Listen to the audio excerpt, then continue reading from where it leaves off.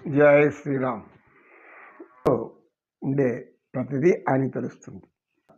భగవంతుడు లోపల ఉన్నాడు, అన్నీ తెలుసుకుంటున్నాడు, చూస్తున్నాడు అనే ఆలోచన అందరికీ ఉంటే ఎవరు తప్పులు చేయరు, పొరపాట్లు చేయరు.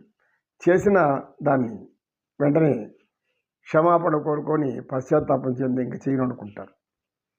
భగవంతుడు మనలో లేడు, ఎక్కడ గుళ్ళో మాత్రమే ఉన్నాడు అనుకుంటే ఏమన్నా చేసుకోవచ్చు, అనేకం చేసుకోవచ్చు.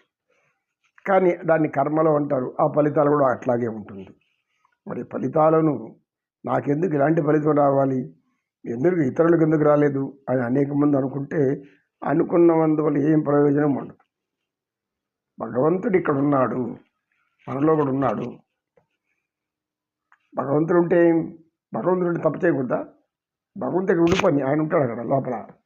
ఉంటాడు, గుండెలో ఉంటాడు, గుండె రక్తంలో ఉంటాడు, రక్తం లోపల ఏదో ఒక జీవకణాల్లో ఉంటాడు, తెల్ల రక్త కణాలు, ఎర్ర రక్త కణాలు, ఇవన్నీ అనేక ఉన్నాయి. ఏదో ఒకటి ఉండిపోతాడు. అలా అనుకుంటే ఇష్టానుసారం ప్రవర్తించవచ్చు.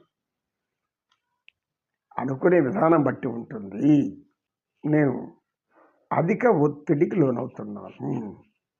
నా మనసు నా మాట వినటం లేదు. మనసు నా మాట వినటం లేదు, నన్ను కృంగదీస్తుంది.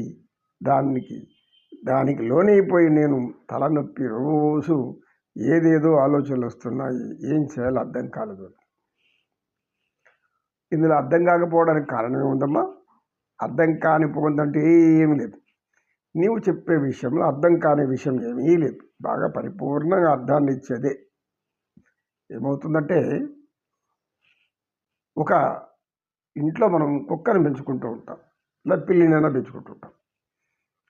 ఒక సమయంలో దానికి ప్రతిరోజు ఒకే సమయంలో ఆహారం ఇస్తుంటాం. ఒకే సమయంలో ఆహారం ఇస్తున్నప్పుడు అది ఆ సమయానికే వచ్చి అక్కడ కూర్చుంటుంది. మీదప్పుడంతా అలా అలా తిరుగుకుంటూ ఉంటుంది. ఏ సమయం దానికి ఆహారం వేస్తున్నామో అక్కడికి వచ్చి కూర్చుంటుంది. అలా నాలుగు చాపి అది అంటే ఆకలిని తెలియజేస్తుంది. మనం పెట్టపోయినామనుకో మొరుగుతుంది, బావు బావు అంటుంటుంది. పిల్ల అయితే మేమే ఉంటుంది. అది ఇంటి ఎదురు కూర్చొని పిలుస్తుంది. అంటే జంతువులు ఎంత చాలా విచిత్రంగా ఉంటాయి ఇవి, పెంపుడు జంతువులు. అంటే దానికి కారణమేమి? దాని మనసు తదేకాల వృత్తిలో ఉండిపోయింది. అంటే ఏమి? ఏ సమయంలో ఆహారం పెడతారు, ఏ సమయంలో బయటకు పోవాలి, ఇవన్నీ దానికి లోపల బాగా నిక్షిప్తం చేసుకునేసింది. కాబట్టి ఆ సమయానికి వస్తుంది. అది మనకు కూడా అంతే. ఆకలి, అన్నం అరిగిపోయినప్పుడు లోపల ఆకలి అనేటువంటి ఒక బాధ లోపల కనబడుతుంది. అంటే ఏమిటంటే దాని అర్థం ఆ లోపల ఉన్నటువంటి ఈ యొక్క హైడ్రోక్లోరిక్ గ్రంథులు, జఠరరసం, గ్యాస్ట్రిక్ గ్లాండ్స్, అవి అందులో జఠరసం వస్తుంది, హైడ్రోక్లోరిక్ యాసిడ్. అదేవిధంగా లివర్ నుంచి బైల్ సాల్ట్స్, ఇలా అన్నీ, ప్యాంక్రియా నుంచి ఇన్సులిన్, ఈ యొక్క గ్లాండ్స్లో నుంచి ఎండోక్రైన్ గ్లాండ్స్, వీటిలోంచి వస్తాయి. వచ్చినప్పుడు మనకు ఆహారం తీసుకోవాలని తెలుస్తుంది.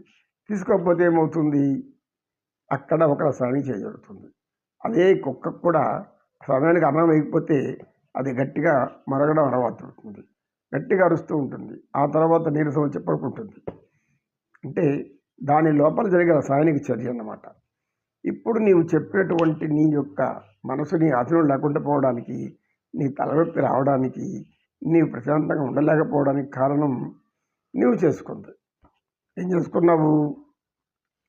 ఎవరినో ఒక యువకుడిని ప్రేమించుకున్నావు, సహజమైపోయింది.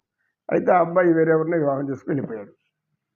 ఇప్పుడు ఏమైంది? నీకు నీ మనసులో ఒక రసాయనిక చర్య జరిగింది. ఏమైంది? బాధ అనేటువంటి భావన ఏర్పడింది. ఎప్పుడైతే నీ ఆలోచనలో బాధ అనేది, ఆ జీర్ణించుకోలేని బాధ, నన్ను ఇంత మోసం చేసి వెళ్ళిపోయాడు అనేటువంటి ఆలోచన వల్ల ఎటువంటి సమస్య రాదు. ఆలోచన వలన ఎటువంటి సమస్యలు రావు. మనం ఆలోచనలే మనల్ని పాడు చేస్తుంది అనుకుంటే అది మన యొక్క అజ్ఞానం. ఆలోచనలు మనల్ని ఎప్పుడు కూడా బాధ పెట్టవు, వాటి వల్ల మనకి ఆపద కూడా లేదు. కానీ ఆ ఆలోచన వల్ల ప్రతిస్పందన అనేది ఉంటుంది. ఆలోచనకు మనం ప్రతిస్పందించడం. ఎవరైనా తిట్టారు, తిడితే ఏమవుతుంది? చెవులోకి వెళ్తే వినబడుతుంది, వెంటనే ప్రతిస్పందన వస్తుంది. ఒకటి తిట్టే మనం 10 తిట్టాం, మనం 10 తిట్టే వాడు 100 తిట్టాడు. ప్రతిదీ ఇంతే. అంటే మన లోపల జరిగే మెదడులో ఉన్నటువంటి కొన్ని రసాయనిక పదార్థాలు ఈ రసాయనిక చర్యలు జరిగి ఆలోచనల వల్ల అది ఒత్తిడికి గురవుతుంది. మెదడు అనేది అదొక పదార్థం. ఆలోచనది ఎక్కడ కనపడదు. శరీర భాగాలు ఎక్కడా లేదు ఆలోచనలే. ఆలోచనలు మనం పరిస్థితులను బట్టి మన ఆలోచనలు వస్తూ ఉంటాయి. మనకు అనుకూలమైన పరిస్థితులు వచ్చినప్పుడు ఆ పరిస్థితులను మనం ఉల్లకిళ్తుంది ఆనందిస్తాం. ప్రతికూలమైన పరిస్థితులు వచ్చినప్పుడు మనం ఏం చేస్తాం? ఆ ప్రతికూల పరిస్థితిని తలుచుకొని దుఃఖించి కన్నీళ్ళు కార్చి ఆ బాధ అంతా కూడా మనలో రసాయనిక చర్య ఏమవుతుంది? తల మీద భారం పడుతుంది. బ్రెయిన్ యొక్క ఒత్తిడి, మెదడు యొక్క ఒత్తిడి పెరుగుతుంది.